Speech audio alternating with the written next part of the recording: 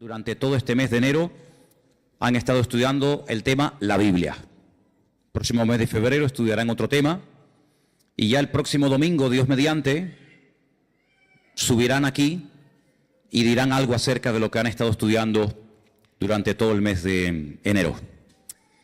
Vamos a orar un momentito, hermanos, por favor, vamos a orar. Cierra tus ojos ahí donde estás. Queremos pedir la ayuda, el respaldo, la bendición del Señor sobre este tema, sobre este estudio que estamos comenzando nuevamente, las famosas 7 iglesias del Apocalipsis. El domingo pasado vimos el mensaje del Señor a la iglesia de Éfeso.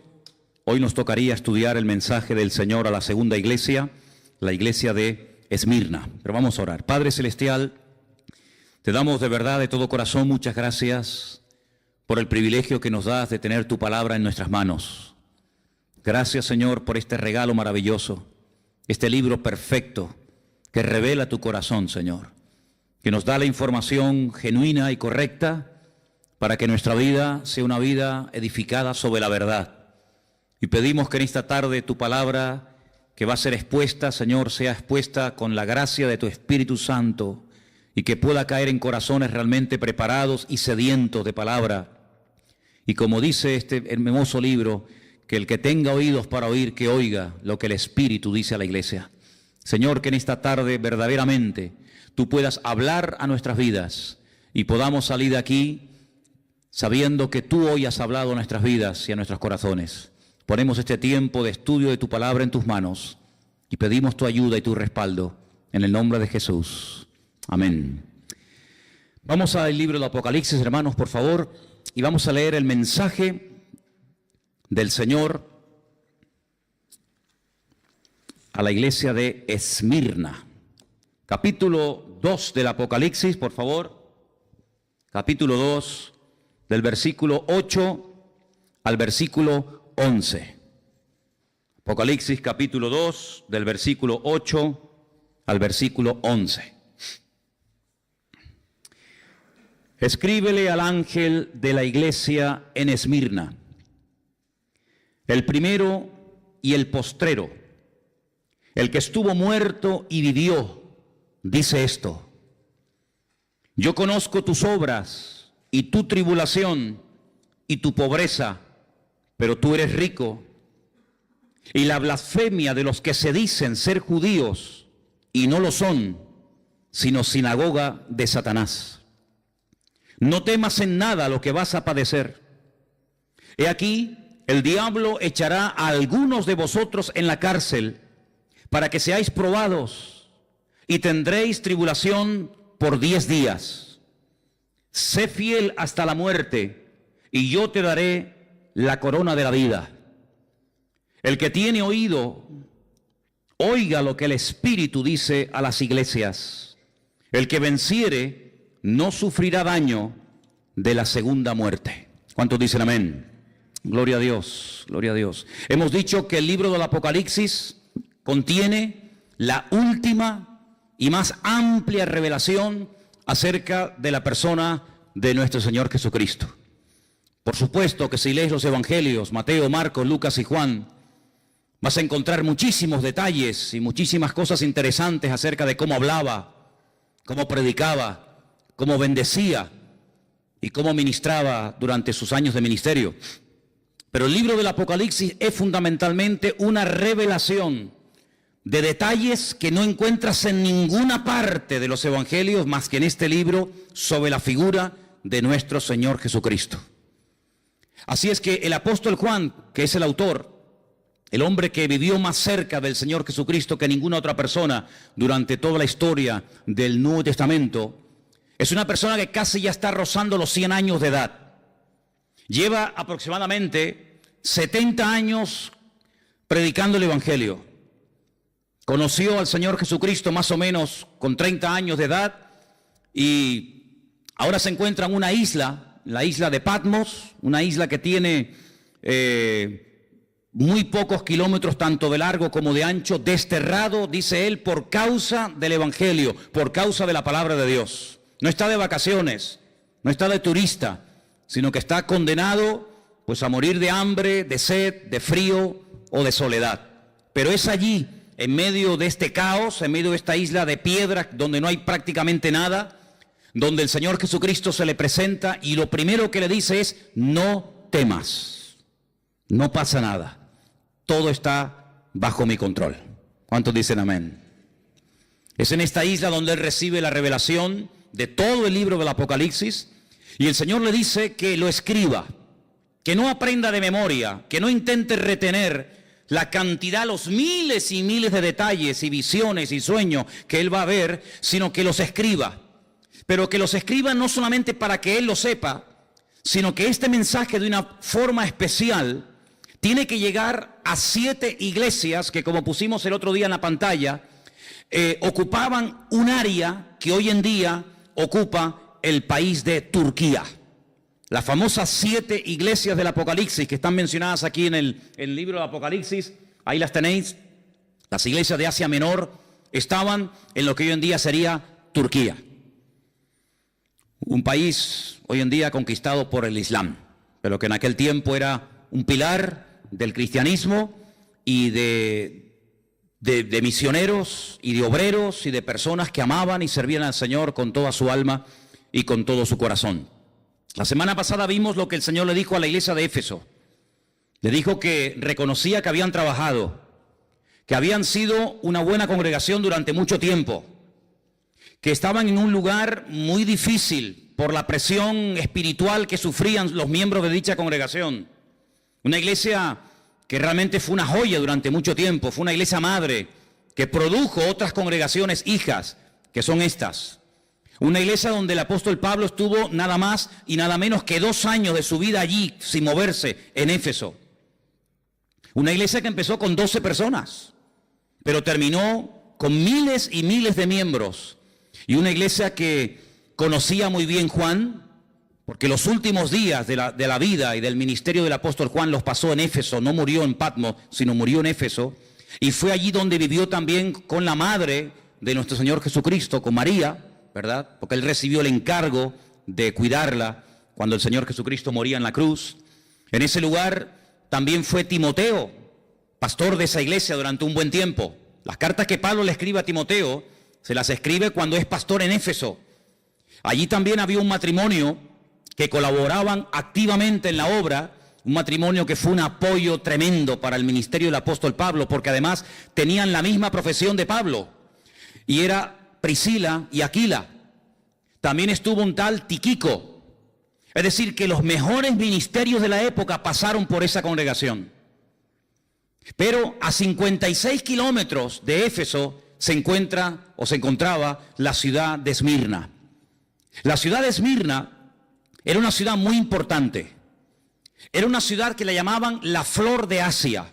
Todos los piropos, la ciudad más hermosa, la ciudad más bonita de esa zona era precisamente la ciudad de Esmirna. La palabra Esmirna significa mirra. Era una ciudad que producía este elemento tan importante en la cultura religiosa de la época como era la mirra. Era una ciudad donde se cree que aproximadamente vivían más de 250,000 personas. Una ciudad bastante grande. Fijaros que el Señor, cuando le dice a Juan que le escriba a la iglesia, la forma como se presenta a la iglesia es muy interesante. Dice en el versículo 8, el primero y el postrero, el que estuvo muerto y vivió. Y esto no es casualidad, porque la ciudad de Esmirna fue fundada en el siglo XII antes de Cristo. Pero los lidios, no los libios, los lidios con D, la destruyeron completamente. Pero ustedes saben que Alejandro Magno, que tenía 4 generales muy importantes que tienen que ver mucho con la profecía del libro de Daniel, uno de ellos se llamaba Lisimaco y decidió resucitar de los escombros a la ciudad de Esmirna. Después de 400 años de permanecer destruida, este general griego decidió volver a reconstruir la ciudad de Esmirna. Sí, una ciudad que estuvo muerta durante 4 siglos, pero que cuando Juan le escribe esta carta era una ciudad hermosa y activa y comercial y una ciudad muy importante. Por eso el Señor se presenta a la iglesia como el que estuvo muerto mas he aquí que vive por los siglos de los siglos, amén. Como ustedes, ciudadanos de Esmirna, estuvieron muertos, esta ciudad no existía y nadie hablaba de ella y no había vida, ni había jóvenes, ni había nada, pues ahora esta ciudad ha resucitado. Exactamente igual el Señor hace con la iglesia de Esmirna. Yo estuve muerto, intentaron destruirme, pero aquí que estoy vivo otra vez. Por esa razón el Señor se presenta de esta manera a esta iglesia. Era una ciudad hermosa, espiritualmente hablando muerta, espiritualmente hablando pobre, pero materialmente tremendamente rica. Qué paradoja, ¿no? Una ciudad rica, una ciudad donde sobraba trabajo, una ciudad próspera, pero espiritualmente tremendamente pobre. Cuando ustedes leen, por ejemplo, la carta de quien la haya escrito a los hebreos, dice que muchos hermanos en aquella época sufrían el despojo de sus bienes materiales. Por eso la iglesia de Esmirna estaba pasando, entre comillas, una crisis económica. Por eso dice, ustedes son pobres, pero pone entre paréntesis, pero sois ricos, en el sentido de que lo más probable es que las autoridades romanas de la época le hayan quitado todas las posesiones materiales a los hermanos de dicha congregación. Y probablemente era prácticamente imposible conseguir para un cristiano trabajo en la ciudad de Esmirna. Por eso estaban pasando un momento muy difícil. Pero no solamente en esta ciudad había estos problemas, sino que además en esta congregación el Señor les da una palabra de advertencia. Es una de las pocas iglesias de las 7, es una de las pocas congregaciones que no recibe, digamos, una palabra de exhortación para corregir el rumbo, en el sentido de que hay falsa doctrina, enfriamiento del amor o falsas profecías. No. La iglesia de Esmirna recibe una palabra de advertencia porque viene un tiempo de prueba, viene un tiempo de persecución contra la iglesia. Y como el jueves nos predicaba Anderson en el mensaje acerca del Espíritu Santo, una de las 27 funciones diferentes del Espíritu Santo en la vida de un creyente y de una congregación, una de ellas es que Él nos recordará lo que Él nos ha enseñado, Él tomaría de Cristo y le glorificaría, y Él nos haría saber lo que ha de venir. En otras palabras, la iglesia de Esmirna tenía que estar preparada antes de y no después de. El Señor Jesucristo le dice a través de este mensaje que vienen 10 días de persecución. Ahora, no es algo literal. Hay un estudio muy interesante que es el estudio de la numerología, gematría en hebreo, que tiene que ver con todos los números que aparecen en la Biblia. Aparecen muchísimos números. El número 10 no es un número literal en el sentido de que van a venir 10 días de persecución, sino es como una forma de decir, viene un periodo de tiempo, más o menos corto, de persecución. Pero en vez de decirlo así, dicen, vienen 10 días de persecución a la iglesia. Pero no es que sean 10 días, lunes, martes, miércoles, jueves, y ya está, no. Sino es un periodo corto de tiempo. Eso es lo que significa, vienen 10 días de persecución.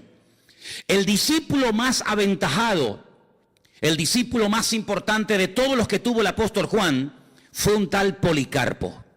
No me va a dar tiempo y no voy a hablar de Policarpo porque no tengo tiempo de hacerlo, pero yo les pediría a ustedes, en internet tienen todo lo que quieran, lean todo lo que puedan de este gran varón de Dios. Policarpo fue uno de los pastores de esta iglesia. Fue muerto en la hoguera en el año 156 después de Cristo. Él era miembro de la iglesia de Esmirna. Simplemente un pequeño detalle. Cuando lo llevaron para prenderla en la hoguera y habían puesto la hoguera encendida para meterlo dentro y le dijeron, te damos la última oportunidad. Si reniegas de Cristo, si te retractas en cuanto a tu fe, te libras de la muerte.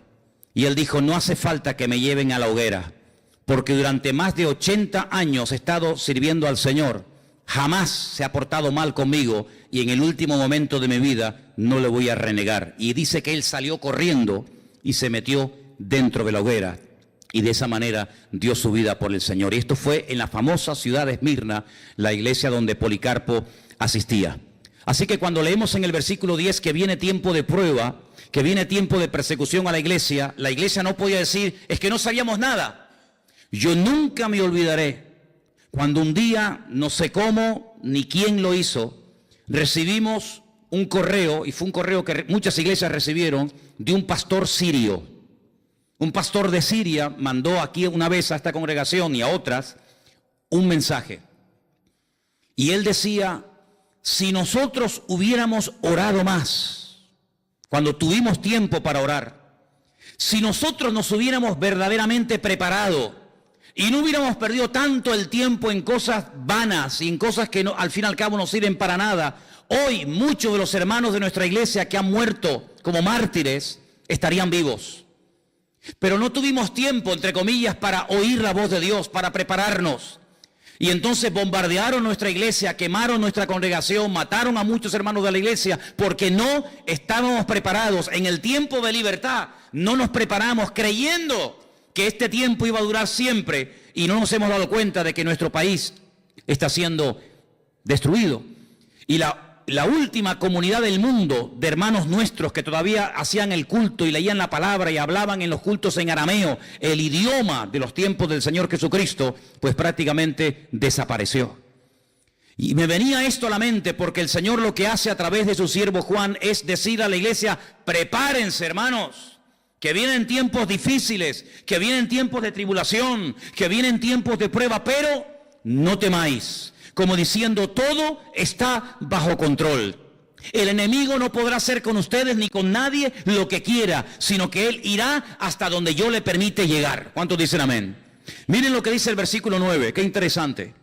Yo conozco tus obras y tu tribulación y tu pobreza. Déjenme que les diga este dato, porque si en algún momento lo oyes o alguien te hace este comentario, quiero que tú ya sepas de antemano lo que te puede decir alguien.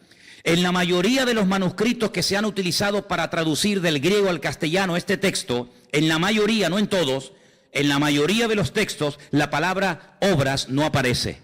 Para que si algún día alguien te hace ese comentario, no te quedes con la boca abierta y diciendo, ¿ah, no? No. En la inmensa mayoría de los manuscritos, el texto dice, yo conozco tu tribulación y tu pobreza. En muy pocos manuscritos aparece la palabra obras. Por lo tanto, es un detalle que tienen que tener en cuenta. Pero no varía el texto en absoluto. Yo conozco tus obras, tu tribulación y tu pobreza, y la blasfemia de los que se dicen ser judíos y no lo son, sino sinagoga de Satanás. Aquí la palabra tribulación, hermanos, no solamente es un tiempo de persecución, de matanzas, de martirio y de crímenes, sino habla también, hace referencia a un tiempo de presión. A un tiempo en el que será muy difícil vivir tu vida y tu relación con el Señor. Un tiempo en el que vas a tener que aprender a trabajar y a moverte y a servir al Señor bajo presión. Y es que cuando vamos a la palabra de Dios, encontramos que el Señor nos quiere enseñar y nos quiere capacitar para poder trabajar y para poder servir al Señor en todo tipo de situaciones. No solamente cuando hay aplausos y reconocimiento y abundancia, etcétera, etcétera, lo cual es muy fácil, sino que el Señor fundamentalmente está más interesado en preparar y en entrenar a su pueblo para la tribulación, para la presión y para las dificultades que realmente para la prosperidad y para la abundancia. Y eso es lo que el Señor le está diciendo a la iglesia. Vienen tiempos en los que los creyentes en esta ciudad de Esmirna van a ser tremendamente presionados. Se van a sentir como gente pobre, como miserables, pero recuerden, ustedes son ricos. Porque la riqueza del creyente no depende de su patrimonio, porque la riqueza del creyente no depende de lo que tiene, sino depende de lo que es y al Dios que sirve. ¿Cuántos dicen amén? Por lo tanto dice, ustedes se sienten como pobres, no tenemos dinero, no tenemos mucho poder adquisitivo, no tenemos muchos recursos económicos, pero olvídense de eso. Vuestra riqueza no es lo que tenéis, vuestro patrimonio que nadie os puede quitar, dicho sea de paso, es la presencia y la gloria del Señor en vuestras vidas. Además dice que habla de la blasfemia. La palabra blasfemia se podía haber traducido, y yo pienso que hubiera sido una mejor traducción, por palabra calumnia. Es decir, vienen tiempos en los que a ustedes les van a levantar calumnias. Es decir, van a utilizar las autoridades contra vosotros, falsos testigos que os calumnien, para tratar de frenar el avance y desterrar definitivamente el testimonio de Jesucristo en la ciudad de Esmirna. Y uno dice, pero ¿cómo es posible todo esto? Te vuelvo a repetir, porque el Señor dice que para el mundo viene un tiempo de persecución para la iglesia, pero la iglesia no, lo tiene que tomar desde un punto de vista de que está siendo probada por el Señor. Y dice la Escritura que la fe del creyente, tarde o temprano, sí o sí, tiene que ser probada por el fuego. Y una vez que sea probada, esa fe realmente sea una fe a prueba de bombas. Y sepa moverse en toda situación y en toda circunstancia, bajo presión, bajo libertad, bajo persecución o bajo lo que sea. Habla acerca de un tipo de personas en la ciudad de Esmirna que dice, se dicen judíos. Y esto tiene una doble interpretación. Unos comentarios dicen que cuando Juan emplea la palabra que hay personas que se dicen judíos, puede ser que efectivamente fueran judíos de raza, personas judías que se oponían al avance del evangelio y al establecimiento de la obra del Señor en Esmirna. Puede ser. Pero otros comentarios dicen que puede ser que eran personas con tendencias judaizantes. Es decir, personas que no eran realmente judías, pero que querían hacerse pasar por judíos. Y la pregunta, ¿y por qué se querían hacer pasar por judíos en aquella ciudad? Porque los judíos gozaban en Esmirna del beneplácito de las autoridades. Porque se cuenta que en un momento de la historia, cuando la ciudad quiso ser restaurada, quiso ser reconstruida, los judíos levantaron de su patrimonio personal enormes cantidades de dinero que le dieron a las autoridades romanas, y de esa manera recibieron el apoyo, el beneplácito de las autoridades. Y ser judío en la iglesia, en la ciudad de Esmirna, en la ciudad de Esmirna, pues era un punto a favor, pero ser cristiano evidentemente era meterte en follones. Por lo tanto, algunas personas que no eran judíos de raza, de etnia, se hacían pasar por judíos para que de esa manera no tuvieran problemas con las autoridades romanas, pudieran desarrollar sus actividades comerciales, pudieran conseguir trabajo, etcétera, etcétera. Por eso dice, los que dicen ser judíos, que puede ser que lo eran, o también puede ser que no lo eran, pero se hacían pasar por lo que no eran para no tener ningún tipo de problema. En otras palabras, cuando alguien se hace pasar por lo que no es, la Biblia utiliza un término muy directo, y es la palabra hipocresía. La palabra hipócrita significa uno que usa una máscara. La palabra hipócrita se utilizaba en el teatro greco-romano, cuando los actores utilizaban caretas para ocultar la identidad y para hacer un papel que no era verdaderamente el suyo, no era la esencia propia de ellos, pero a los actores se les llamaba en cierto sentido hipócritas, no como un término despectivo, sino simplemente como alguien que utilizaba un disfraz, una careta, para que no se le reconociera públicamente. Hoy en día la mayoría de los actores actúan a cara descubierta, pero en aquellos tiempos no era así el teatro, era diferente. Por lo tanto, lo que el Señor está tratando de decir aquí es que la iglesia no tiene que parapetarse, no tiene que esconderse, no tiene que disfrazarse de nada ni de nadie, sino que tenemos que ser lo que somos con todo orgullo para la gloria del Señor. ¿Cuántos dicen amén? Dice el texto que iban a ser perseguidos. Y yo quiero pararme aquí y decir varias cosas referente a esto. Nosotros en este momento, aquí en Europa, concretamente aquí en España, no estamos siendo perseguidos. Pero esto no fue siempre así. Esto no fue siempre así. El que ahora en este momento no quemen nuestras iglesias, no echen a nuestros hijos de las universidades y de las escuelas, que nos dejen leer la Biblia, que podamos tener un culto con un cartel fuera y cantar y todo el barrio oírnos, no siempre fue así. En este país ha habido persecución. España es un país bañado con sangre de mártires. España es un país donde han muerto miles de creyentes por la causa del Señor Jesucristo y por el Evangelio. No siempre fue permitida la lectura de la Escritura. Nosotros somos el resultado y el producto de muchos hermanos que pagaron un precio altísimo para que hoy en día nuestra juventud y nuestros niños, y nosotros incluidos, podamos disfrutar de esta libertad. Pero no siempre fue así, queridos hermanos. Y es que si tú estudias la historia de la iglesia desde que nació prácticamente hasta el día de hoy, la iglesia siempre en algún momento de la historia ha sido perseguida. Tenemos ahí en el tablón de anuncios de la iglesia, yo les pediría que después se acerquen y lo vean, los países donde en este momento están nuestros hermanos sufriendo terribles persecuciones. Sin lugar a dudas, de todos los países que en este momento hay persecución, el más el más complicado, el más difícil, donde realmente es un peligro el ser creyente, es en Corea del Norte. Es el país donde más persecución hay en este momento contra la iglesia. Pero por ejemplo en China, hasta hace muy poco tiempo, la persecución contra los cristianos ha sido horrorosa durante años, durante décadas, ¿verdad?, de régimen comunista.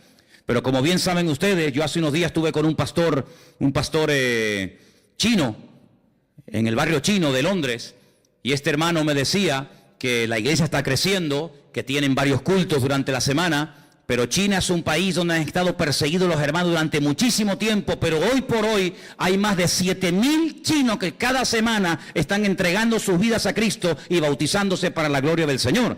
Es decir, que donde más los han perseguido es hoy por hoy donde más está creciendo y extendiéndose el evangelio. ¿Cuántos dicen amén? En Europa hubo persecución, claro que sí, pero gracias al Señor estamos temporalmente pasando un tiempo de libertad. Pero el Señor no tiene que pedirle permiso a nadie para que en un momento determinado, si Él lo considera oportuno, por un breve periodo de tiempo, la iglesia, su pueblo, sus hijos, seamos probados con algún tipo de presión, con algún tipo de persecución. El creyente tiene que partir de la base de que por muy bien que lo quieras hacer, por muy bien que te comportes, por muy buen testimonio que tengas, en cualquier momento se pueden levantar enemigos contra ti. El apóstol Pedro es muy claro cuando habla a los hermanos que están siendo perseguidos en aquella época y les dice: hermanos, por favor, no sorprendáis del fuego de la prueba que os ha sobrevenido, como si alguna cosa extraña os aconteciese. Los padecimientos que estáis pasando en este momento hay en otras latitudes, en otras naciones del mundo. También hay hermanos que los están experimentando y sufriendo.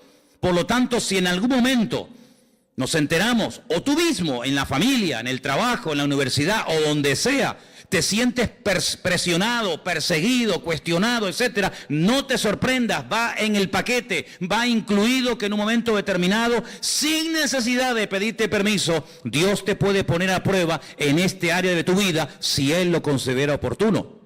¿Pero qué le dice el Señor a la iglesia? ¿Solamente le da información? ¿Para qué? ¿Para asustarla? No, para prepararla. Pero además le dice: no temas. Y esta expresión, hermanos, no temas, es una expresión que a mí de verdad me fascina, porque el Señor sabe que como seres humanos en algún momento podemos tener miedo. Hay gente hoy en día, tal vez entre nosotros puede ser, que haya gente que le tenga miedo a cosas que si las contaras y las dijeras, tal vez alguna persona se reiría, pero a ti realmente te da temor. Hay gente que es incapaz de acercarse al borde de una montaña porque dice que se le va la cabeza y tiene miedo a las alturas. Hay gente que tiene miedo a los gatos. Hay gente que tiene miedo a quedarse solo o sola. Hay gente que tiene miedo a caer enfermo. Hay gente que tiene miedo a dormir con la puerta cerrada y tienen que dormir con la luz encendida. Hay tanto tipo de temores. Pero el Señor a todos y a cada uno de nosotros, en cualquier circunstancia o situación en la que nos encontremos, siempre el Señor te dirá: no tengas ningún temor, no temas. Yo estoy contigo y nadie te podrá hacer frente en todos los días de tu vida. ¿Cuántos dicen amén? ¿El Señor nos puede probar? Claro que sí. Hay un versículo que quiero leerlo, lo tengo aquí apuntado, no quería olvidarlo. Está en 2 de Timoteo 3:12, te lo leo y dice: todos los que quieran vivir piadosamente en Cristo Jesús padecerán persecución. ¿Conocías ese versículo? Todos los que quieran vivir piadosamente, ordenadamente, santamente en el Señor, padecerán persecución. 2 de Timoteo capítulo 3, versículo 12. El Señor le dice a la iglesia: vais a ser perseguidos, pero no tengáis ningún temor. Y le dice: sigan siendo fieles. Esa expresión cuando le dice sean fieles, en el texto original dice sigan siendo fieles. No es que a partir de ahora vais a ser fieles, no, hasta aquí habéis sido fieles, pero cuando venga la persecución, seguid perseverando en vuestra fidelidad. Y hermano, es que hay un ingrediente, hay una asignatura que no puede ser en nuestras vidas, una asignatura pendiente, y es la constancia en el Señor. Imagínense la cantidad de gente que hemos conocido en todos estos años, Me doy cuenta que hay mucha gente que empieza bien, se animan, comienzan a leer la Biblia, comienzan a venir a los cultos, comienzan a interesarse por las cosas del Señor, pero hermano, eso está muy bonito y está muy bien. Pero aquí lo importante no es tener una buena temporada, aquí lo importante es ser fiel, como dice aquí, hasta la muerte. ¿De qué sirve que leas durante un mes todos los días la Biblia y te levantes temprano a orar, si luego al mes siguiente no sabes ni dónde dejaste la Biblia y ya ni siquiera te acuerdas del Señor ni de orar? No quieras correr y abarcar demasiado en poco tiempo. Sed fieles y constantes hasta la venida del Señor, dice la Escritura. Estad firmes y constantes creciendo en la obra del Señor siempre. La Biblia apela continuamente a la fidelidad, a la constancia, a la perseverancia, un día y otro día, sin afanarse, sin preocuparse, sin ningún temor, sin ninguna preocupación, sino dependiendo el minuto a minuto, el día a día de la presencia de nuestro Dios. Vienen tiempos difíciles, vienen tiempos de prueba, vais a ser probados, pero no temáis, sed fieles, aprender a perseverar. Y es algo muy interesante ver que en la iglesia, en la ciudad de Esmirna, se levantaron todo tipo de calumnias y todo tipo de acusaciones contra los hermanos. Leyendo esto y preparándome para este mensaje, descubrí que las 5 cosas que utilizaban las autoridades de la ciudad de Esmirna contra los hermanos eran estas. Se les acusaba de ser desleales al César de Roma. Al César de Roma se le llamaba Kairos. ¿Qué te parece? La palabra Kairos se traduce por Señor, pero no es señor José, señor Antonio, señor Jorge, señor Juan, sino Kairos es el Adonai, es la máxima autoridad, ¿verdad? Cuando el Nuevo Testamento se escribió, que se escribió en griego, el apóstol Pablo, en una de sus cartas dice que si confesamos que Cristo es el Kairos, el Señor, la máxima autoridad, seremos salvos. El César de Roma era el que tenía este título, la máxima autoridad, el Señor. Por lo tanto, había que ofrecerle pleitesía, había que postrarse delante de un busto, delante de una estatua del César de turno, cuando pasabas por delante de él. Los cristianos se negaban rotundamente a adorar como si fuera un dios al César de Roma. Los cristianos estaban dispuestos a morir antes de doblar sus rodillas y adorar al César como si fuera un dios. Eso fue lo que le dijeron a Policarpo en el 153 después de Cristo. Pero ¿qué más te da? Di que el César es el Kairos, que es el Señor, y después te vas a tu casa y aquí no ha pasado nada. Pero él dijo, bajo ningún concepto, el Kairos, mi autoridad y mi Señor no es un hombre, es mi Señor Jesucristo. ¿Cuántos dicen amén? Por eso eran acusados de ser gente peligrosa, de ser gente desleal a las autoridades de la época, nada más lejos de la realidad. Segunda calumnia o acusación, que era gente inmoral y practicaban el canibalismo. Y tú dices, ¿cómo se puede acusar a un cristiano de ser un caníbal? Porque resulta que cuando llegaba el momento de partir el pan y el vino, esas reuniones que se llamaban en aquella época ágapes, donde había coinonía, donde había comuniones, eran a puerta cerrada. Sí, hermano, sí. Eran a puerta cerrada, no podían entrar gente que no fuera realmente miembros de la congregación, no podían entrar visitas, no podían entrar inconversos. Los ágapes, cuando se repartía el pan y el vino, aquel pacto, aquel nuevo pacto, donde el Señor dijo, el que no come mi carne y el que no bebe mi sangre, y sabemos que es algo metafórico, de ahí que tenemos que estudiar hermenéutica, ¿verdad? No puede ser mi discípulo, no puede formar parte de mi familia, pues había extendido la idea de que hacían actos de canibalismo y comían carne humana y bebían sangre de seres humanos por las malas palabras traducidas o interpretadas del Señor Jesucristo. Y decían que esos actos eran como lo que hacían los romanos, orgías y lugares de promiscuidad sexual, y los acusaban de eso. Tercera calumnia o acusación, los acusaban de ateos. Como si fuera un delito ser ateo. Pero como no eran politeístas, como no adoraban a Afrodita, ni a Apolos, ni a Júpiter, ni a ninguna divinidad de la época, sino que adoraban a un solo Dios y que encima no se le podía representar en forma de hombre o de mujer, los llamaban ateos, personas peligrosas, porque eran personas en contra de la religión establecida de la época. Los acusaban de incendiarios.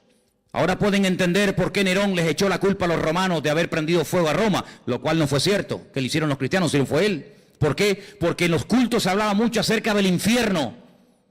Se hablaba mucho acerca de las llamas eternas del fuego del infierno. Y entonces les acusaban de que esta gente algún día le prendería fuego a las fortalezas romanas, a los templos romanos y a las ciudades romanas y las terminarían destruyendo.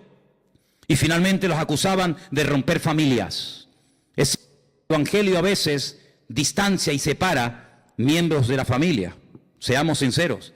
La Biblia nos enseña que a veces cuando una persona se convierte, tus familiares por un tiempo, no siempre, pero por un tiempo, pueden llegar a convertirse en tus peores enemigos. Cuando yo me convertí y comencé a asistir a una pequeña congregación en Las Palmas, había una chica que se había convertido, que había sido drogadicta y había practicado un tiempo la prostitución. Y su padre delante de mí le decía: prefiero verte otra vez drogándote y prostituyéndote que yendo a esa iglesia a adorar a ese Dios y juntándote con esa gente. ¿Y cómo un padre le puede decir eso a una hija? Pues se lo decía, hermanos. Y a veces cuando tú te conviertes al Señor con toda la alegría, ¿verdad? Y con todo el gozo del mundo que conlleva el tener a Cristo en tu vida, vas a tu hermano, a tu sobrino, a tus hijos, a tu padre, a tu madre, a tu marido, y resulta que se te vuelven en contra. Y tú dices: pero ¿cómo puede ser esto? Te vuelvo a repetir, va en el paquete, no te sorprendas. Todos, o la mayoría de los creyentes que hemos aceptado al Señor, que no hemos nacido en hogares, entre comillas, de cristianos practicantes, como lo que consideramos hoy en día, hemos tenido que pasar por esas tribulaciones y por esas pruebas. Pero, ¿qué dice la Biblia? No temas, persevera, sé fiel hasta la muerte y el Señor te dará la corona de la vida. ¿Cuántos dicen amén? Hay un salmo muy bonito que dice: Señor, dame fuerzas para que no claudique y mi enemigo se ríe de mí diciéndome: ves, lo logré vencer. Así que mentalízate de que hay ojos, hay familias, hay amigos, hay vecinos, hay compañeros de trabajo que te observan, que te estudian, que te analizan y están esperando el más mínimo fallo para enseguida tirarse encima de ti. Por eso tienes que buscar más que nunca al Señor, porque la vida cristiana no se ha diseñado para vivirla herméticamente en una burbuja que nadie se entere. No somos espías del reino de Dios, somos testigos del reino de Jesucristo. ¿Cuántos dicen amén? No hacemos las cosas a escondidas, sino que somos luz y sal de la tierra y queremos que todo el mundo y las puertas de nuestra iglesia estarán siempre abiertas para que cualquier persona en cualquier momento pueda venir y grabar y filmar y sacar fotografías y hacer lo que quieran, porque no nos ocultamos, porque no tenemos ningún temor de decir: somos hijos del Rey de Reyes y Señor de los Señores, y no nos avergonzamos del Evangelio, porque el Evangelio es poder de Dios para salvación. ¿Cuántos dicen amén? Pero a ellos los acusaban de eso en aquella época, y muchos murieron, y muchos fueron descuartizados y quemados y torturados hasta la muerte. Ahora, hay algo muy interesante en el mensaje del Señor a esta iglesia que quiero destacar. Si os dais cuenta, en el versículo 9 aparece un nombre. Dice que había personas que, decían ellos que eran judíos y no lo eran, sino sinagoga de Satanás. Y luego aparece en el versículo 10 la palabra diablo. La palabra Satanás, que significa adversario, es un nombre que viene del hebreo. En hebreo no se dice Satanás, se dice Satán, que significa adversario. Y después en el versículo 10 aparece la palabra diablo, que significa acusador. Es el mismo personaje, pero como a veces aparece, habéis visto en la Biblia, ¿no? Seol y Hades. ¿Habéis visto, no? Es lo mismo, es el mismo sitio, pero uno está dicho en griego y otro está dicho en hebreo. Bueno, pues Satanás está dicho en hebreo y diablo está dicho en griego, pero es la misma persona. Lo que pasa es que el significado de Satanás es adversario, como he dicho, y el nombre diablo significa acusador. ¿Por qué dos nombres en el mismo pasaje a la misma iglesia? Por una sencilla razón. Porque el nombre es el código genético de la persona. El nombre es mucho más que una señal identificativa. Si yo digo, por ejemplo, a ver, Ferrari, ¿qué les viene a la cabeza? Un coche. Cristiano Ronaldo.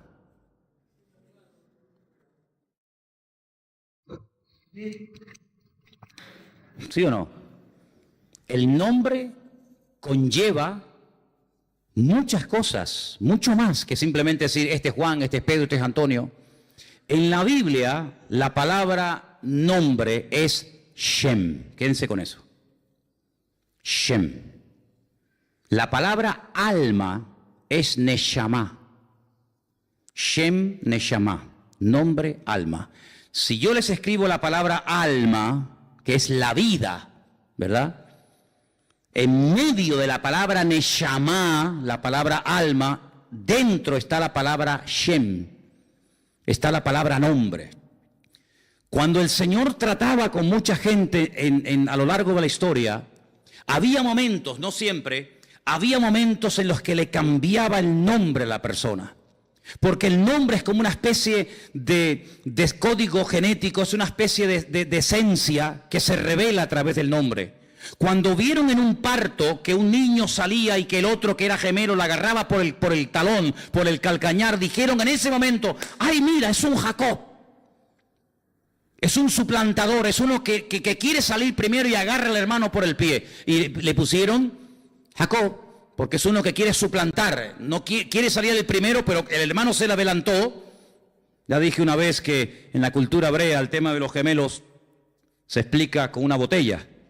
Si en una botella de cuello muy estrecho metemos una piedra y después volvemos a meter otra piedra, ¿qué piedra sale primero? ¿La primera que metió o la segunda?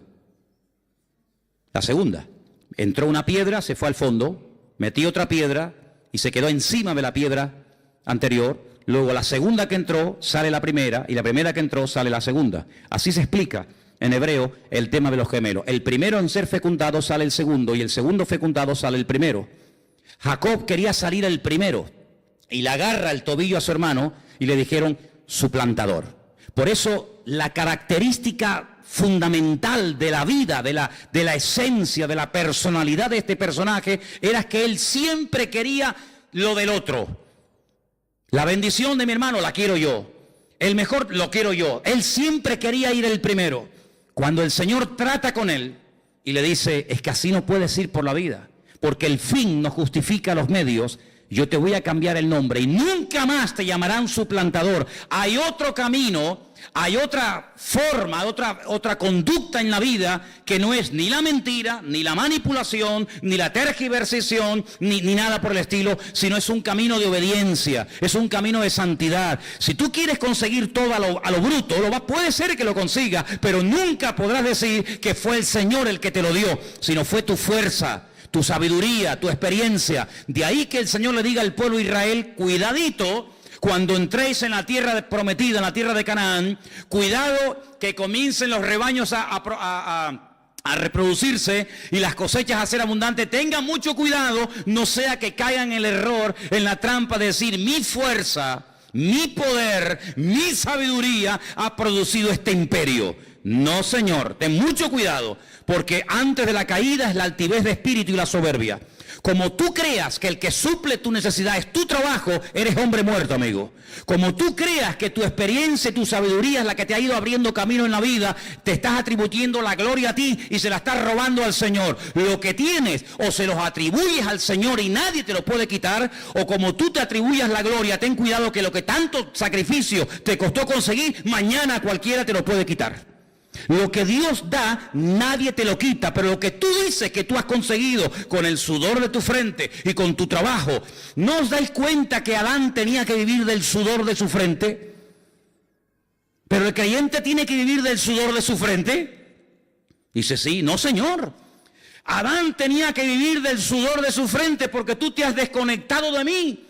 Yo te di el paraíso, yo te di lo mejor y tú te has desconectado de mí, por lo tanto a partir de ahora te buscas la vida. Eso es lo que significa en versión Manolo Sierra: ganarás el pan con el sudor de tu frente. ¿No me quieres? Búscate la vida. A partir de ahora vas a comenzar a sudar. Conmigo no ibas a sudar nunca.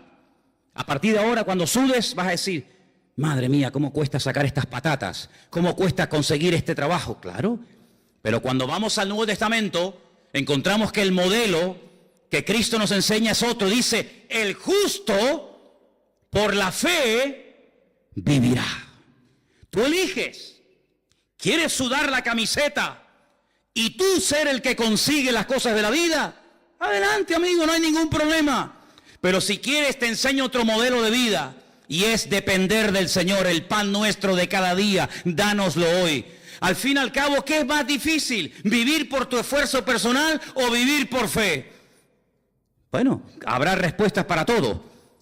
Pero cuando vamos a la palabra de Dios, nos encontramos que el Señor lo que quiere es que aprendamos a depender de Él, que nos conectemos a la fuente. ¿Y la fuente quién es? Nuestro Señor Jesucristo. ¿Cuántos dicen amén? Dile al que está a tu lado, ¿cómo quieres vivir tú? ¿Como Adán o como Cristo? Tú decides, amigo. Tú decides cómo quieres vivir. Seréis probados. No es malo ser probado. Es una buena señal. Es una buena señal. ¿Sabes cuál es una mala señal? Que no te esté pasando nada. ¿Sabes a quién no le pasa nada? ¿Sabes a quién no critican? ¿Saben a quién no calumnian? ¿Sabes quién nunca se siente mal si sube el petróleo o baja el petróleo? Si pierden el trabajo. ¿Saben quién? Los muertos. Nunca vas a ver una manifestación de muertos en el cementerio de San Lastenia. No nos hacen caso. Nos tienen aquí abandonados, metidos en caja. No me traes flores. Te has olvidado de mí. Te has enamorado de otro hombre. Te has enamorado de otra mujer. Los muertos no se quejan. Porque nadie se mete con ellos. Es con los vivos. Por lo tanto, el ser probado es una buenísima señal, querido. ¿Y probado en qué? ¿En qué fue probado Cristo? ¿En qué fue probado Cristo? Dice la Biblia, ¿en qué fue probado? ¿En qué? En todo. ¿Y tú crees que nosotros vamos a ser mejor que Él y no vamos a ser probados en todo? Si Él fue probado en todo, ¿qué garantía tienes tú de que Él no permita, si lo desea, en un momento determinado que tú y yo también seamos probados en todo? ¿Cómo vas a conocer la fidelidad de Dios si toda la vida vives en abundancia? Pero cuando vives en escasez vas a poder decir con autoridad, no desde la plataforma de la teoría, sino desde la realidad, el Señor es mi pastor y nada me faltará. Yo sé lo que digo, ¿verdad? ¿Qué testimonio puede dar el enfermo que ha visto un toque de Dios en su vida, de decir, el Señor es mi médico divino, ¿verdad? Luego hay pruebas que fortalecen tu fe, hay pruebas que descubren la naturaleza del Dios al cual sirves, y la esencia del Señor no se conoce en la abundancia, sino se conoce en la prueba, porque la prueba es una bendición de Dios para la vida del creyente. Dios, como dije antes, no tiene que pedirnos permiso, todo está bajo el control de Dios, y lo importante no es el tiempo que Dios permita la prueba, sino la actitud que yo voy a tener durante el tiempo de prueba, porque la actitud es lo que marca la diferencia. ¿Cuántos dicen amén? Ahora, es interesante notar la recompensa de la iglesia. Fíjate, dice aquí en el versículo 10, no temas en nada de lo que vas a padecer, y aquí el diablo echará a algunos de vosotros en la cárcel para que seáis probados, tendréis tribulación por 10 días o un poco de tiempo, sé fiel hasta la muerte y yo te daré la corona de la vida. Tal vez a nosotros esto de la corona no nos diga nada, pero en aquellos tiempos a los atletas, ¿verdad?, se les coronaba con una corona de laureles. Pero una corona, como dice la Biblia, corruptible. Te ponían una corona de laurel muy bonita sobre tu cabeza, sobre tu cuello, pero tarde o temprano se marchitaba. Era una corona corruptible, pero el galardón, la corona que el Señor le dará a sus hijos que sean fieles hasta la muerte, es una corona, dice, incorruptible. Y esta mañana cuando leía esto, me dio algo, un vuelco en el corazón, porque la palabra iglesia está en plural en el versículo 11 y en todos donde lo leas. El que tiene oído, oiga lo que el Espíritu le dice a la iglesia. ¿Dice eso? No. A las iglesias, no es lo mismo la iglesia que las iglesias. Es como cuando, por ejemplo, he oído gente que dice el versículo, a los suyos, a los Juan 1:11, a los suyos vino y los suyos no le recibieron. Yo a veces me quedo callado, no les digo nada. Pero eso no dice la Biblia. ¿Ah, no? No. Algunos dirán, no, en la mía sí dice eso. Yo me corto un brazo como el de la película de la noche, que la Biblia suya no dice, a los suyos vino, sino que la Biblia dice, a lo suyo vino. Y los suyos no quisieron recibirlo. Si yo vengo a lo mío, yo vengo a cumplir con la voluntad de mi Padre.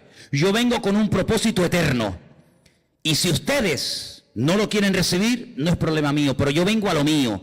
Yo vengo a hacer la voluntad de mi Padre. No vengo a agradarles a ustedes, vengo a agradar a mi Padre. Y cada palabra que sale de mi boca no sale por mí mismo, sino que el Padre me da autoridad para que salgan esas palabras. Y las obras que yo doy dan testimonio de que mi Padre me está avalando y me está respaldando en lo que estoy haciendo.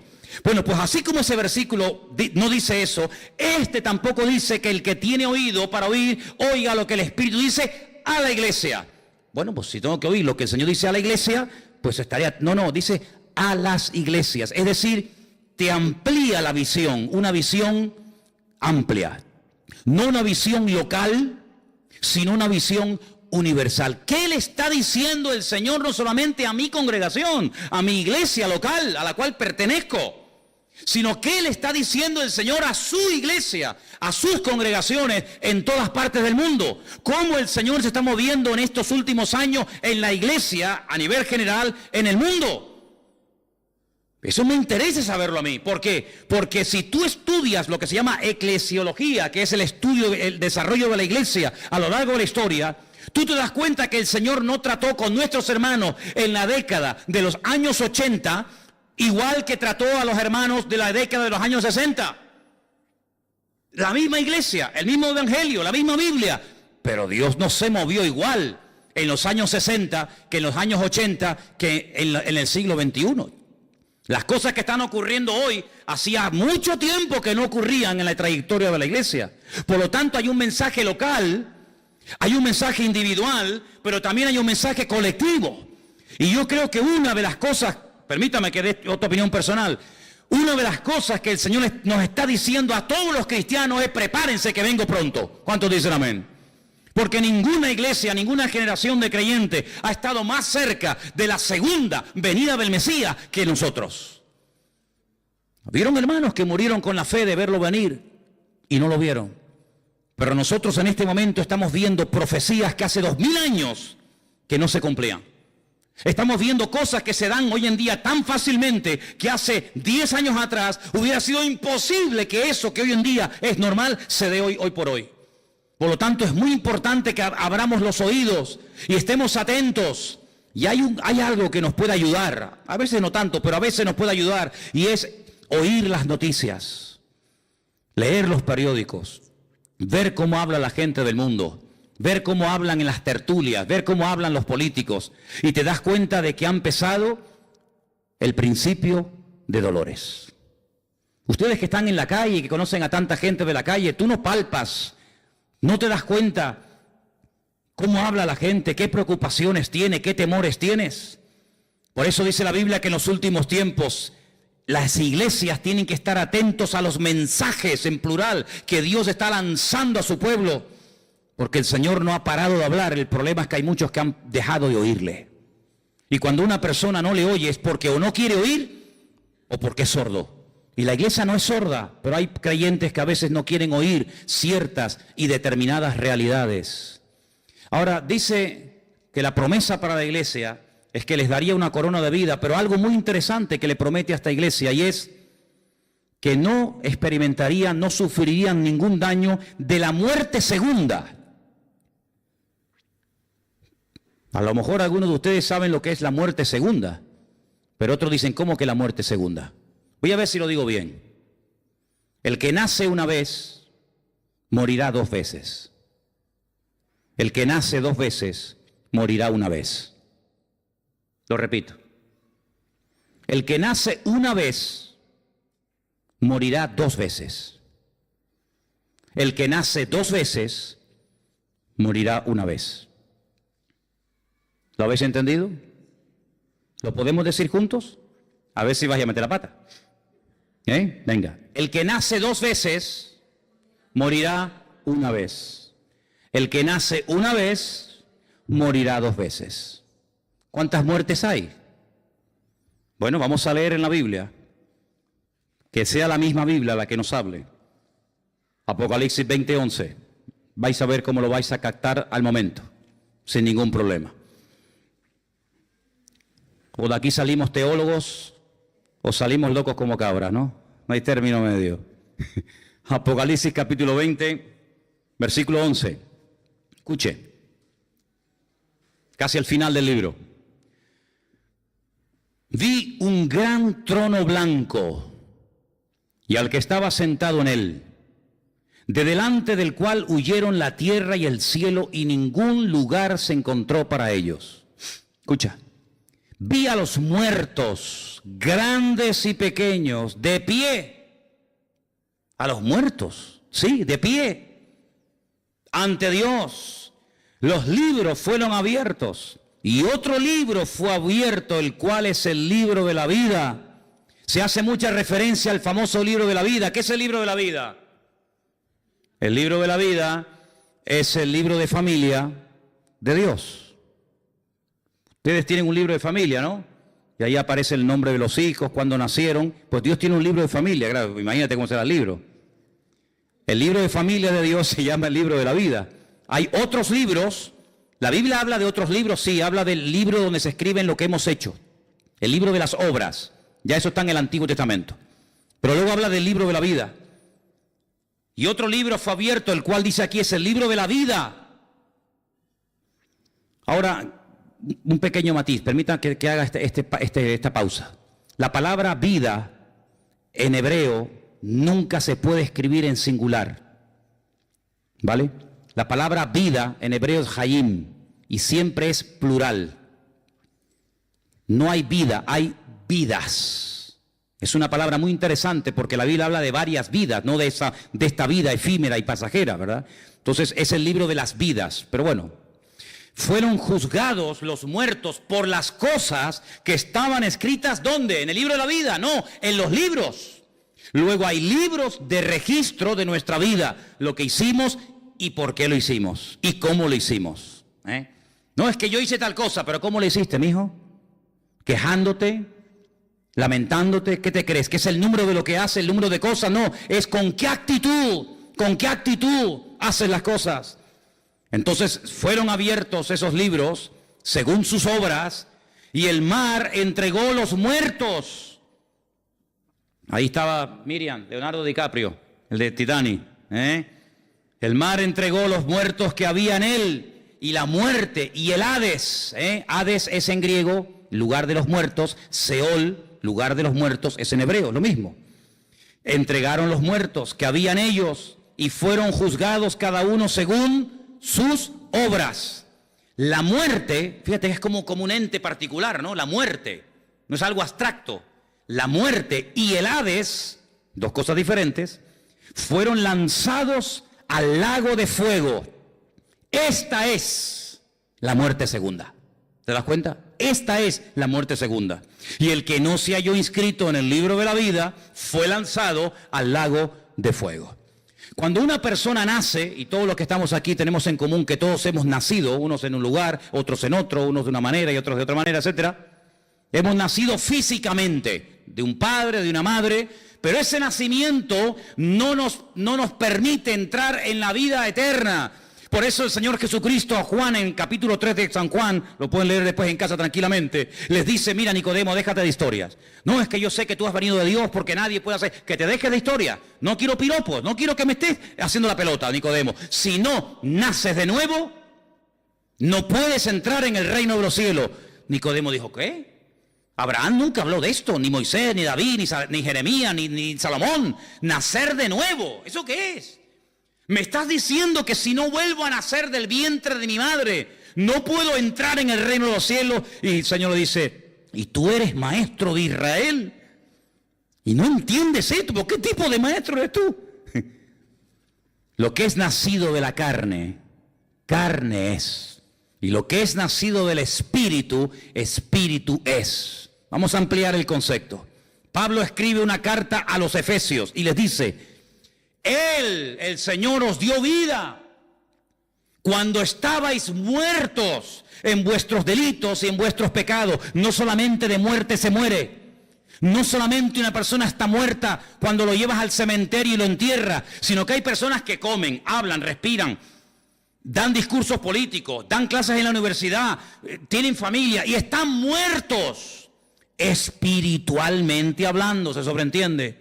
Porque somos espíritu, alma y cuerpo. Cuando el alma se separa del cuerpo, pierdes la vida física. Pero cuando el espíritu se desconecta de Dios, aunque tengas vida física, espiritualmente hablando, estás muerto, querido. Y cuando el Señor viene a nuestra vida, Él que dice, yo soy el camino, la verdad y la vida. Y hasta que Cristo no esté en tu corazón, aunque seas el hombre más famoso e importante del mundo, espiritualmente hablando, tú estás muerto. Por eso, si no naces de nuevo, no puedes heredar la vida eterna. Porque si nosotros heredásemos la vida eterna por nuestro nacimiento natural, por nuestro nacimiento físico, ¿para qué tuvo que venir Cristo a morir por nosotros en la cruz? Si ya simplemente por el hecho de nacer, ya soy salvo, entonces, ¿qué necesito yo de salir por las calles y predicar el evangelio a nadie? ¿Qué necesidad tenemos de que Cristo viniera a este mundo? Ninguna. Pero no te das cuenta que cuando Adán se desconectó, cuando Adán se quedó sin la cobertura del Creador, quedó a la deriva. Sí, comía, tenía hijos, se reproducía, tenía amigos, viajaba, cantaba, bailaba, pero estaba espiritualmente muerto. Pero cuando se vuelve a producir la unión, la conexión entre el Creador y la criatura, ese espíritu que quedó desconectado, ese espíritu que quedó muerto, ¡pum!, vuelve otra vez a la vida. Y eso es lo que la Biblia llama nacer de nuevo. Por eso dije, el que nace una vez, es decir, el que nació porque su madre lo parió, pero no nació espiritualmente hablando, morirá 2 veces. Morirá el día que le toque, 14 de mayo del 2016. Hasta ahí llegó Juan Palomo. Ahí se murió. Pero ese hombre resucitará algún día y se presentará delante de Dios, ¿sí o no? Y el Señor abrirá el libro y saber, ven para acá, ¿cómo te llamas? Juan Palomo. Juan Palomo. O Juan Bochúo. No, Juan Palomo no aparece aquí. ¿Cómo que no aparece ahí?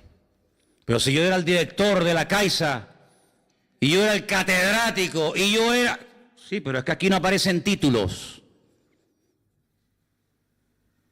Pero si yo di 1 millón de euros a Cáritas, que es que aquí no aparece en este libro lo que hiciste. Juan Palomo, por J, ¿verdad? Sí, si no tenía Juan. No aparece. Condenado a muerte. ¿Otra vez morir? La segunda muerte. La primera ya la tuviste el 14 de mayo del 2016. Ahora otra vez tendrás que morir eternamente. Porque cuando un vecino te fue a regalar una Biblia, te burlaste de él. Porque cuando alguien te invitó a la iglesia, pasaste olímpicamente, dijiste que te ibas a ver el Tenerife con no sé quién. Porque no tuviste tiempo, porque eras el tío más ocupado de la tierra, porque tenías tiempo para todo y para todas, menos para Dios. Entonces ahora vas a morir otra vez, pero de esta no te escapas, amigo. Entonces el que nace una vez, muere 2 veces, el día que te toca y cuando el Señor te juzgue en su presencia. Pero si tú naces 2 veces, yo nací el 2 de octubre de 1961 en Caracas, Venezuela. Yo nací una vez, pero hace no sé cuántos años atrás, alguien me habló de Cristo y yo le dije, Señor, cámbiame la vida, yo acepto a Cristo como mi Señor y mi Salvador personal. Y ese día en Las Palmas yo volví a la vida, volví a nacer de nuevo. Y entonces cuando yo muera, pues moriré una vez, pero cuando resucite y me presente delante del Señor, el Señor me dirá, buen siervo fiel, en lo poco fuiste fiel, en lo mucho te pondré. Entra en el gozo de tu Señor y viviré eternamente en la presencia del Señor. Por eso yo te pregunto esta tarde, ¿cuántas veces has nacido? 1. Ay, amigo, no te queda nada. ¿O has nacido 2 veces? El nacimiento físico nos mete en el planeta Tierra.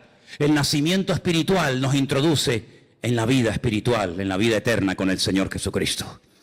Por eso la promesa del Señor a Esmirna es esta: el que cree en mí no sufrirá, no experimentará ningún daño de la segunda muerte. Hay gente que tiene ya el nicho comprado, las flores, la caja, todo lo tienen ya listo. A Santa Lucía o a Mafre, le tienen ya todo comprado. ¿Y cómo se compra la vida eterna, amigo? ¿qué compañía de seguro te la ofrece?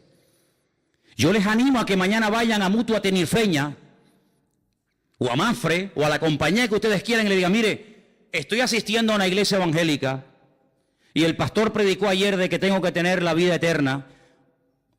Ustedes me pueden preparar mi morada celestial en la presencia del Señor por la eternidad. Y te voy a decir, esta gente está loca como cabra, amigo. Porque el mundo nos prepara para la vida esta, para esta vida. Y el diablo es un experto en tener entretenida a la gente para que no piense que esta vida es pasajera, pero que la verdadera vida es la que nos falta. Miren cómo hacen los casinos, sin ventanas. ¿Para qué? Para que la gente pierda la noción del tiempo. Y estés allí. Yo nunca olvidaré cuando un día fui a Las Vegas a ver qué era aquello. Y la gente echaba moneda y era las 4 de la tarde, las 10, no, pierden la noción del tiempo con la maquinita, jugando. Así es el diablo, le da juguete, entretenimiento. Ahora están de moda los drones y te encuentras a un tipo de 40 años en un parque jugando a las 3 de la mañana con un dron. Y yo digo, no habrá otra cosa más importante que en la vida que estar con un aparatito a las 4 de la mañana, viejo. Y este era el regalo para el niño. ¿Qué niño? Era para él. Pasa con el cuento del niño. Se lo compró para él. 4 de la mañana allí. ¿Qué hace? No, aquí jugando.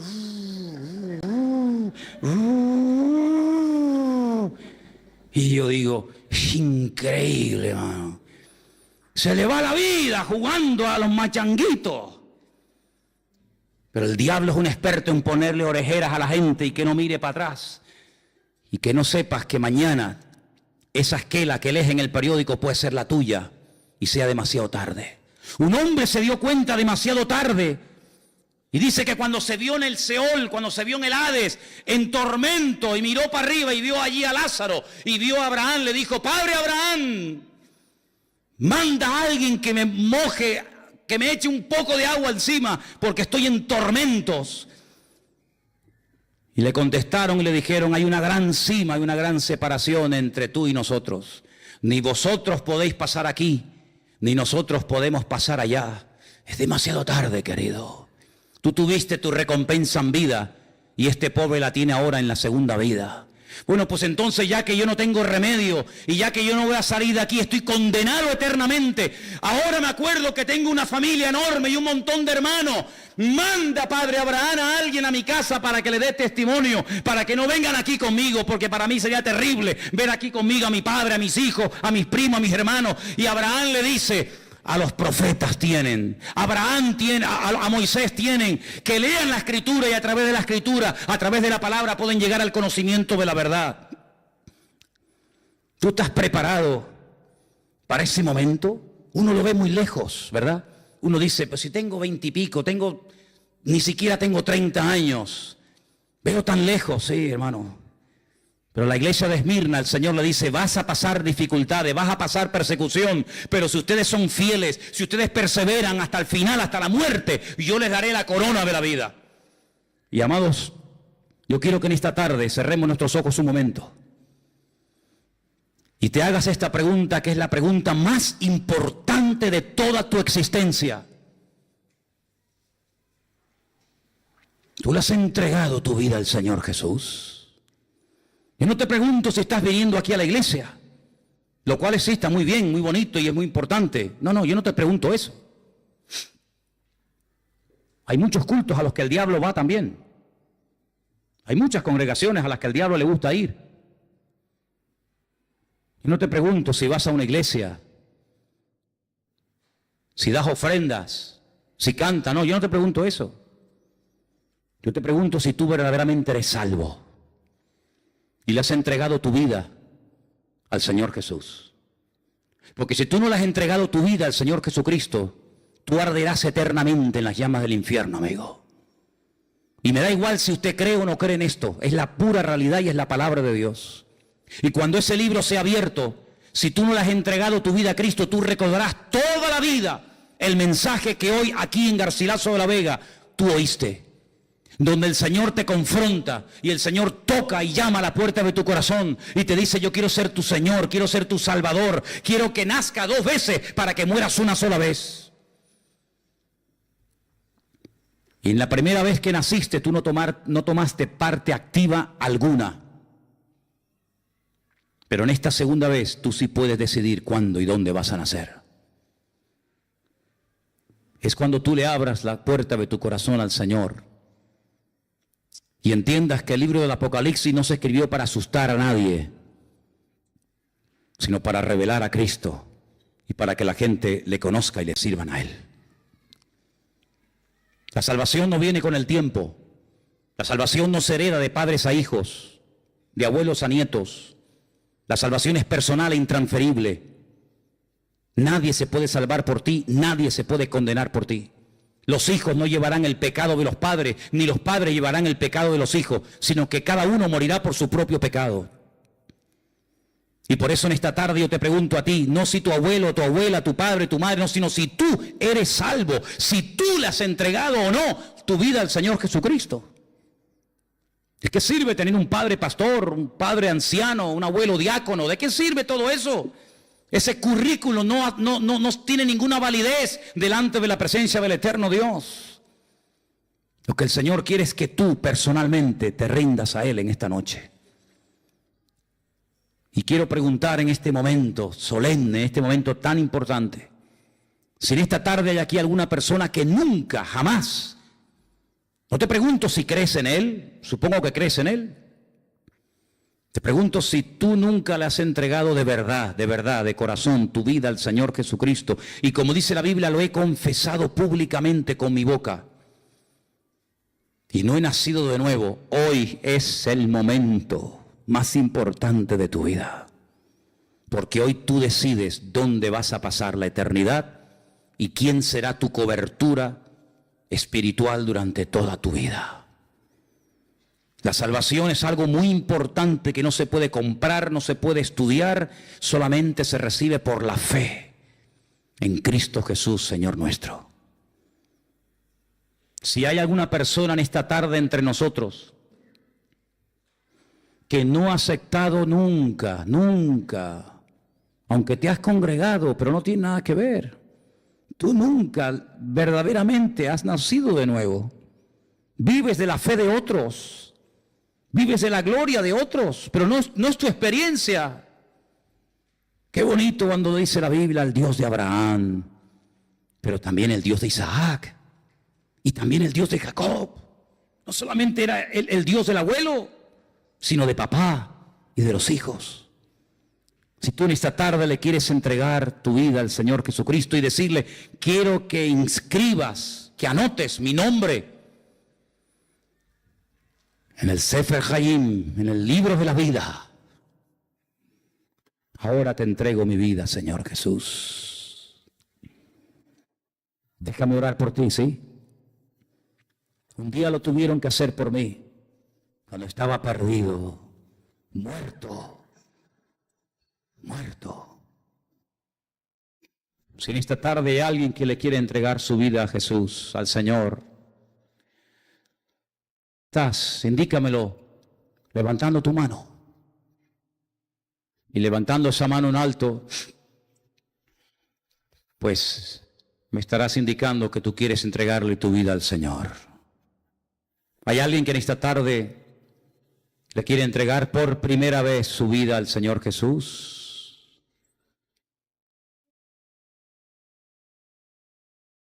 Aleluya, Jesús. Me dijo hace muchos años un pastor finlandés en el País Vasco, qué importante, Manolo, es de vez en cuando en las iglesias hacer un llamamiento. Imagínate que hubiera una sola persona en esa reunión que quisiera entregarle su vida a Cristo. Así que si en esta tarde hay alguna persona que le quiera entregar su vida a Cristo, pues ahora es el momento. ¿Hay alguien más? ¿Hay alguien en esta tarde? Amén. Cierra tus ojos. Es un momento muy, muy importante. Señor Jesús, te damos gracias por las oportunidades que nos das para salvarnos en este mundo enfermo, en este mundo que tienen de todo, pero están pobres espiritualmente.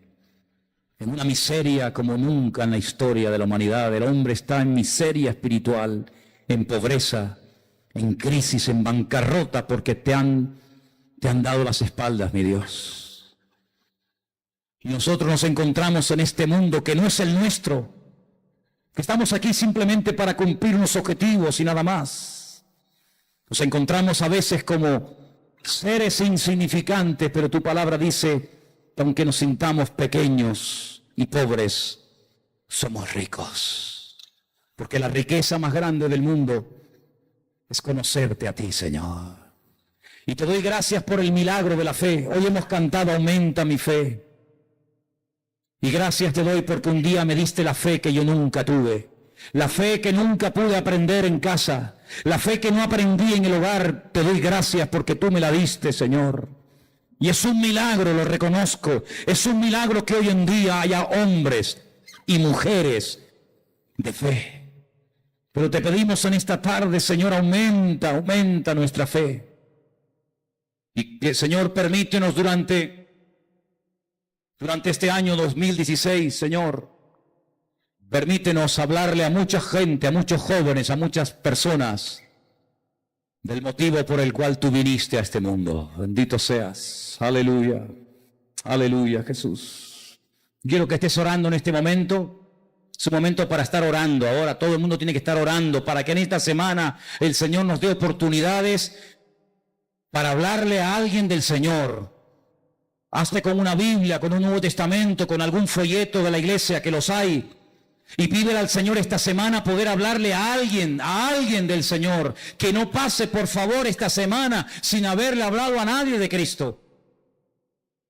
A ese amigo que conoces, a ese compañero de trabajo,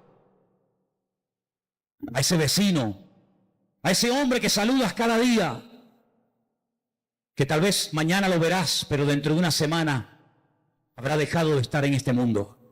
Háblales, sé atalaya de Dios, sé trompeta de Dios, anuncia las virtudes de aquel que te llamó de las tinieblas a su luz admirable. Aleluya. Gracias, mi Dios. Ora y pídele al Señor.